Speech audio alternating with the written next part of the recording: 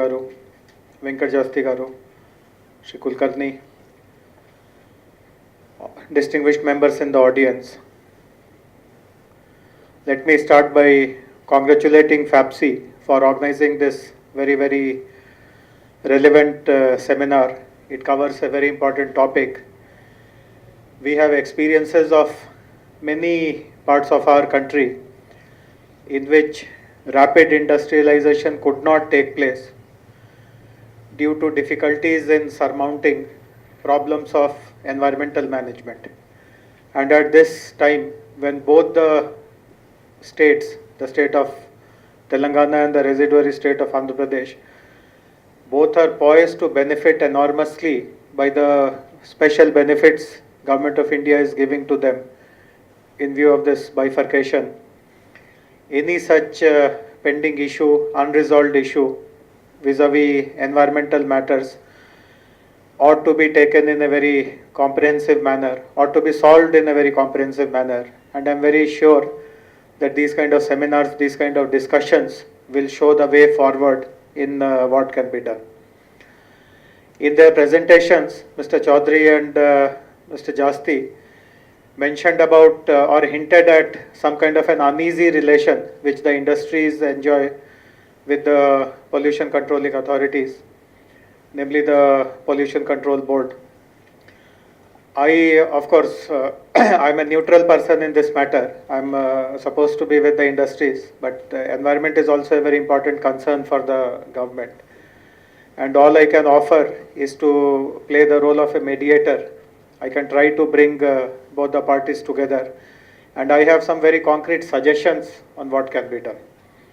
See, when you have talked about this uneasy relationship, you have mentioned that the PCB here and also in cases the high courts have interpreted the law very seriously. In fact, in any sector, need not be environment sector alone, the laws or regulations, when we take a practical view of them, we look at how they are interpreted and how they are implemented.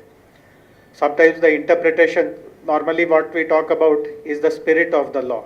But sometimes when you want to, you can also interpret exactly by the letter and the wording of the law and make the implementation also very rigorous.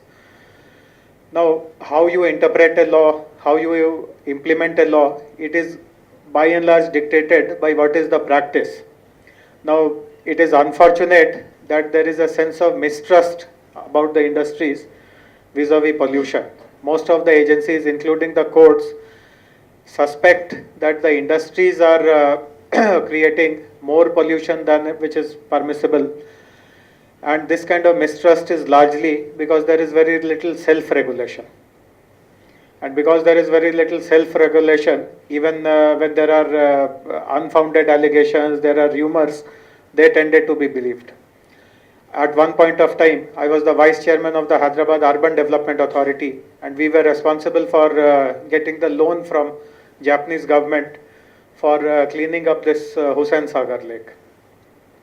And when we studied why the lake is so contaminated, what are the causes of pollution, we were told, again it was not substantiated by any data, but we were told that most of the effluents are coming from the industries which are located in the upstreams, that is GD Metla, Cherlapalli, etc. etc.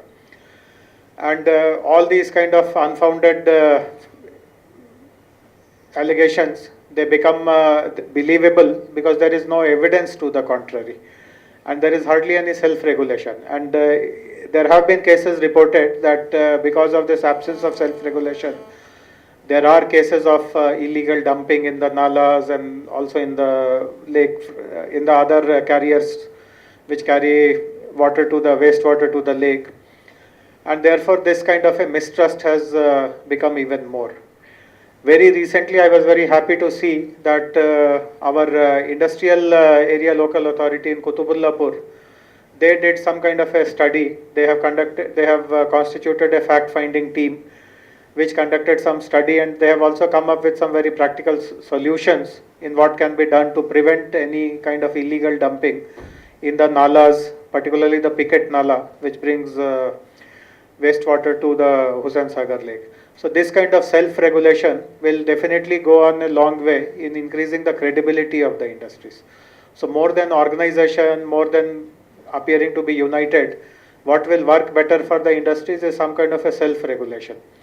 If any industry is found to be violating these kind of things, if someone is found to be illegally dumping, then you should be the first persons to report it, and also maybe to punish that industry, maybe take some kind of a collective action against that. That will be really effective in enhancing the credibility of the industries in checking pollution.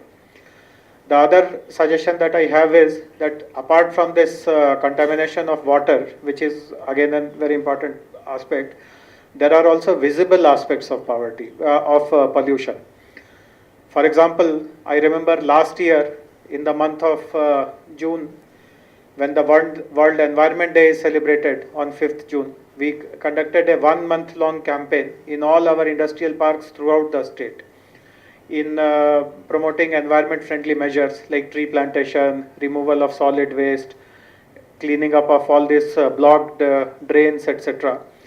And at the end of this 1 month long campaign, we found out that almost 8,000 tons of solid waste was cleared from our industrial parks where this campaign was taken up, which implies that for all these years, this kind of solid waste and industrial waste, it was just accumulating in the industrial park. There was no method of proper disposal of these kind of industrial waste, which again is a matter of concern. Today, people are more concerned about visible signs of pollution. In fact, as all of you will be aware, APIIC is involved in setting up new industrial parks in the state, and we face tremendous difficulties because nowhere do we find favorable public opinion towards locating an industrial park next to a habitation. In fact, there have been cases when people have protested so violently that even some kind of police firing or some kind of control measures have to be taken to stop that agitation. And everyone knows that industries can create jobs, industries can provide growth to the economy. But despite that, because of these visible signs of pollution, there is so much of uproar, so much of resistance to industries coming in a neighborhood. So at least for all these visible things, like keeping the premises of an industry clean, not throwing any solid waste in the neighborhood, having a proper disposal procedure, not getting the drains, etc. blocked, all these things also will go a long way in bringing the people and the industries close to each other. So let us also work on these visible aspects of pollution and take a very, very concrete and very comprehensive action. Again, from this year, June 5th, when the World Environment Day will be celebrated, APIIC and its successor organization will be running this campaign in all the industrial parks again. And I would request FAPSI and other member industries also to participate in this kind of campaign. The third very significant suggestion which I have to make is to allow a third-party environmental audit to be conducted in each of the industries. In fact, in last year when we conducted this month-long industrial area environment improvement program, we sensitized the unit industries about the necessity for this environmental audit. We got teams from environmental engineers from the Pollution Control Board, from other NGOs, from universities, etc. And we conducted training programs and sensitization programs in all the industrial parks. And we kind of prepared the groundwork for conducting this environmental audit. Environmental audit is not a very complicated task. It requires some third party to visit your factory to see the processes, the manufacturing processes, and make note on what kind of pollution you create and what are the methods of mitigating or remediating that pollution. Have you installed pollution control measures, or is the discharge done in a scientific way? Is it discharged in an effluent treatment plant, and so on and so forth. And in the sensitization programs last year, we even offered, because other speakers like Mr. Jasti pointed out, that for SMEs it may be a challenge to adopt or to buy or to procure that technology which takes care of pollution, etc., because it adds enormously to the cost of their production and the entire economics or financials of their production is jeopardized.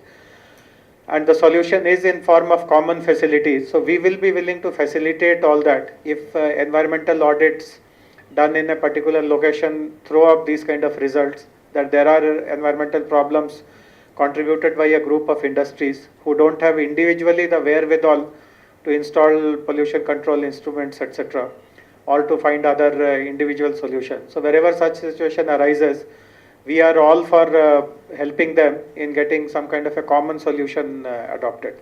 So these three suggestions, having a very strong self-regulation amongst the industries to take care of visible aspects of pollution and to allow a very independent third-party environmental audit to be conducted, again comprehensively. It should not be a matter of choice that I will do it, someone else will not do it. If each and every industry agrees to do it, and we are willing to get it organized in our industrial parks at our cost. But once the findings are made known, then we will agree to implement those findings over a period of time.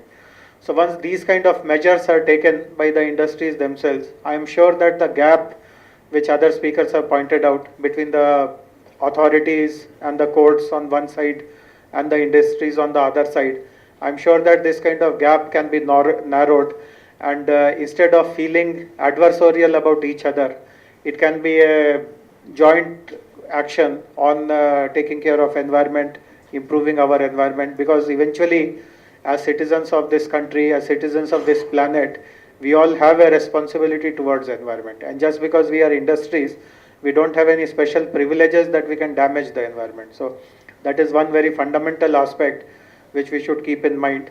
And I'm very sure that this dialogue which has been started today through FAPSI and with the help of JETL, I'm sure this will be continued, and as early as possible we must have a concrete action plan on some of the suggestions which I am making, some other suggestions which others will make, so that eventually we are able to showcase both these states as a model for a balanced industrial growth with environmental protection. I thank FAPSI and JETL once again for inviting me, and I convey my good wishes for the rest of this seminar. Thank you very much.